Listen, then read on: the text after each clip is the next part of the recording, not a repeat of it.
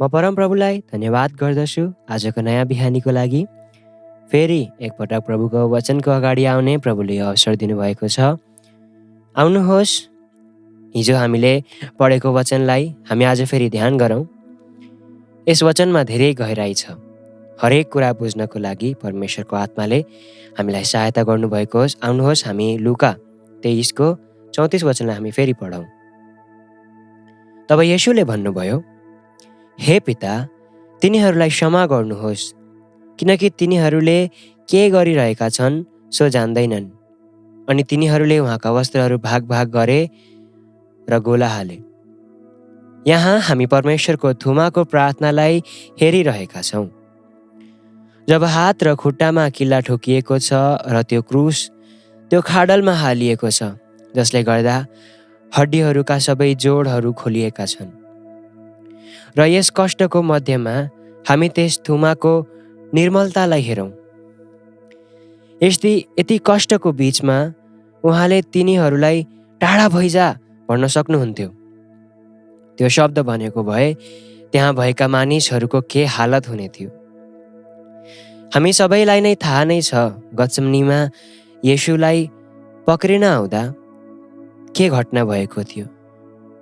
प्रभु येशूको 2-3वटा शब्द नै काफी थिए। तिमीहरू कसलाई खोजिरहेका छौ भनेर त्यति बेला कुरा भएको बेलामा अनि येशूले जवाबमा भन्नुभयो, म उही हुँ। त्यो भनेर भन्नुभएको बित्तिकै सबै सिपाहीहरू कसरी पछि हटेर तिनीहरू लोटेका थिए।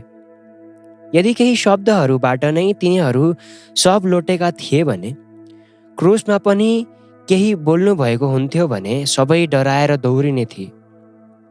तर त्यहाँ क्रुसमा कुनै शब्दहरू होइन, तर एउटा प्रार्थना हामीले सुनिरहेका छौँ। यहाँ प्रभु येशूले आफ्नो सुरक्षाको लागि भन्नुभएको छैन, आफ्नो बचावको लागि केही भन्नुभएको छैन, या नै त आफ्नो न्यायको लागि केही भनिरहनु भएको छ। यशायाह अगमवक्ताले भन्छन्, आफ्ना सताउनेहरूका निम्ति प्रार्थना गर्दै थिए, हे पिता, यिनीहरूलाई क्षमा गर्नुहोस्। यस प्रार्थनाको गहिराईलाई हामी हेरौँ। उहाँले बिन्ती गर्नु भएको छैन, न त कुनै भिख मागिरहनु भएको छ। परमेश्वरको थुमाले यहाँ यसो भन्नु भएन कि किन तिमीहरूले मेरो हातमा किल्ला हानेको, यसै हातबाट त मैले बिमारीलाई निको पारेको थिएँ, यही हातले त मैले रोटी खुवाएँ, किन तिमीहरू किल्ला हान्दैछौ। तर हेर्नुहोस्, यहाँबाट एउटा प्रार्थना आउँदैछ, हे पिता, यिनीहरूलाई क्षमा गर्नुहोस्, किनकि यिनीहरूले के गर्दैछन् सो जान्दैनन्। प्रभुले म तिमीहरूलाई क्षमा गर्दछु भनी भन्न सक्नुहुन्थ्यो। यदि त्यस पक्षाघातीलाई ए छोरा, तिम्रा पापहरू क्षमा भए भनेर भन्न सक्नुहुन्थ्यो भने के क्रुसमा पनि यही भन्न सक्नुहुन्थेन र? ईश्वरत्व के त्यस घडीमा छोडेर गएको छ र? जसले त्यस चोरलाई भने, आज तिमी मसित स्वर्गलोकमा हुनेछौ भन्नुभयो भनेको छ भने के उहाँले यो भन्न सक्नुहुन्न र, म तिमीहरूलाई क्षमा गर्दछु? तर हेर्नुहोस् कसरी हाम्रो लागि बिन्ती गर्दै हुनुहुन्छ। किनकि यिनीहरूले के गर्दैछन् सो जान्दैनन्। एकछिन पर्खिनुहोस्, के हामीलाई थाहा थिएन हामी के गरिरहेका थियौँ? के त्यो सिपाहीहरूलाई थाहा थिएन तिनीहरू के गरिरहेका थिए? के जसले गिल्ला गरेर ठट्टा उडाइरहेका थिए, के तिनीहरूलाई थाहा थिएन तिनीहरू के गर्दै थिए? किन यस्तो प्रार्थना भइरहेको छ? हाम्रो वास्तविकतालाई स्वर्गले देखेको छ, हामीलाई भित्रैबाट देख्नु भएको छ। सत्य हो कि जो हामीले गरिरहेका थियौँ त्यो गलत थियो। मानिस पापमा खेलिरहेको थियो, पापको गम्भीरतालाई नबुझिकन। जसरी एउटा सानो बच्चा अन्जान भएर खेल्छ, हामी पनि बच्चाले झैँ पापमा खेलिरहेका थियौँ। हामीलाई थाहा थियो कि यो गलत हो भनेर, तर कति डरलाग्दो रहेछ भनेर थाहा थिएन। हामीलाई थाहा थिएन कि यसको के परिणाम हुन्छ होला। ध्यान राख्नुहोस्, पापमा त्यति गहराई छ, पाप त्यति गहिरो छ। जब आदमले अदन बगैँचामा आज्ञालाई तोडे, आदम र हव्वालाई थाहा थिएन कि यो यति डरलाग्दो हुन्छ होला, यति डरलाग्दो परिणाम हुन पुग्छ होला भनी तिनीहरूलाई थाहा नै थिएन। उनीहरूलाई यस्तो लाग्दै लागेन कि तिनीहरू परमेश्वरबाट अलग गइरहेका छन्, कि परमेश्वरको ज्ञानको उल्टो तिनीहरू गइरहेका छन्, कि परमेश्वरको प्रेमलाई उनीहरूले तुच्छ जानिरहेका छन्, कि परमेश्वरको पवित्रतालाई इन्कार गरिरहेका छन्। तर सत्य यही हो कि तिनीहरू यो सबै थोक गरिरहेका थिए, परमेश्वरको महान प्रेमलाई तुच्छ जानिरहेका थिए। आदम र हव्वामा हामी पनि छौँ। हामीलाई संसारको सृष्टिदेखि नै चुन्नु भएको छ।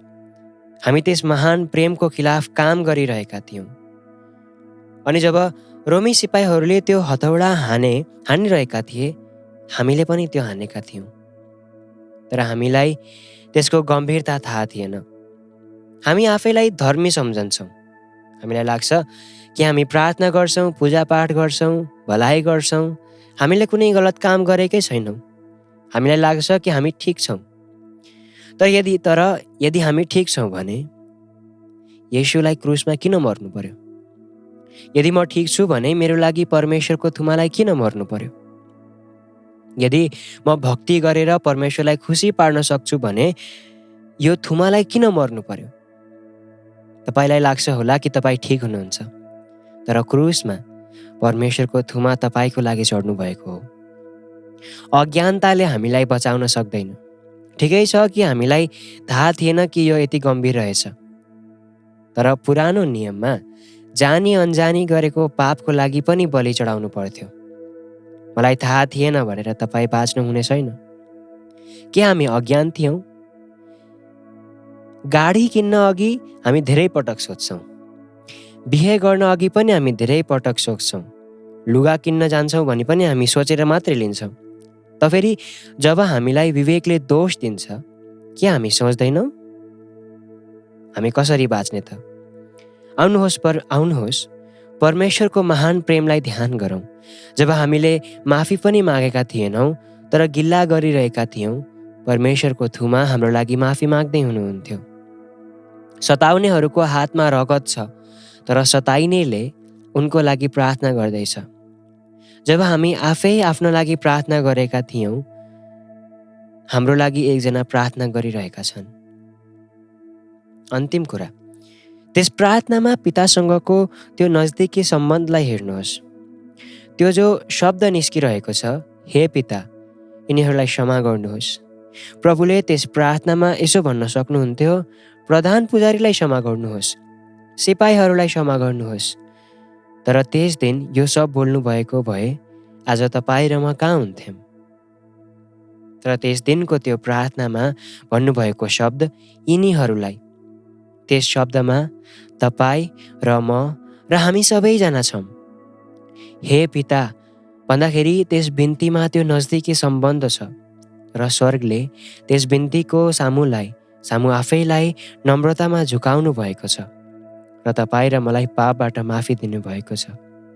यदि तपाईँहरू मध्ये कसैले त्यस प्रेमलाई अझै पनि बुझ्नु भएको छैन भने प्रभुले तपाईँलाई मौका दिइरहनु भएको छ। आउनुहोस् हामी पनि पितासँग प्रार्थना गरौँ।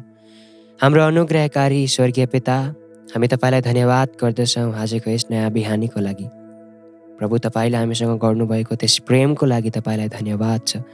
त्यो निस्वार्थ प्रार्थना प्रभु, जो त्यो क्रुसको भारी पीडादायी समयबाट, त्यो भारी पीडामा प्रभु जो तपाईँले मेरो लागि प्रार्थना गर्नुभयो, प्रभु तपाईँलाई धन्यवाद। तपाईँको आगमन छिट्टै हुनेछ प्रभु। मलाई तपाईँको त्यो प्रेमलाई अझै बुझ्नको लागि तपाईँको आत्माले मलाई सहायता गर्नुभएको होस्। हामी प्रत्येकलाई तपाईँलाई सहायता गर्नुहोस्। यी अन्तिम दिनहरूमा प्रभु, तपाईँको उपस्थितिमा डर र भयको साथ बस्दै तपाईँको प्रेमको गहिराईलाई बुझ्नको लागि प्रभु हामीलाई सहायता गर्नुहोस्। यस बिन्ती र प्रार्थनालाई हाम्रो उद्धारकर्ता प्रभु येशू मसीहको नाममा हामी माग्दछौँ, आमिन। प्रभुले तपाईँ सबैलाई आशिष दिनुभएको होस्। हाम्रो प्रभु येशू ख्रीष्ट चाँडै आउँदै हुनुहुन्छ। तपाईँ सबैलाई मारानाथा।